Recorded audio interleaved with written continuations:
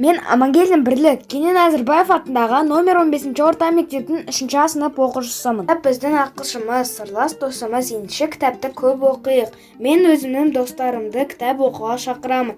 Мен Бердібек Соқпақбаевтың «Балалық шаққа саяхат» атты балаларға арналған кітапты оқып өзім шабыт алдым, және сіздерге де кітап оқуға кеңес беремін. «Балалық шаққа саяхат» атты кітап Бердібек атамыздың балалық шағы жайында, қызығы мен қуанышы, қайғысы қатар жүрген балалық шағын қағаз бетіне түсірген. Кітапты оқи отырып көзіне жас алып жылайтын кездер болады, себебі бастан өткізген қиындықтары тым аянышты. Күніне тек құр қара талқанды ғана жеп өсуі 8 жастағы баланың ата-анадан жырақта ауыр жұмыс істеуі жүректі елжіретеді. Бірақ қанша қиын болса да ол қамықпай оқуды үздік ынталы болды. Автор жетімдіктің ащы дәмін татқан соң келер ұрпаққа ананы қадірлеу, құрметтеу, қиындықты жеңе білу, алға қойған мақсатына жету, жетімдерге қамқорлық жаса деп ақыл кеңес айтады. Мен өзімнің достарымды кітап оқуға шақырамын.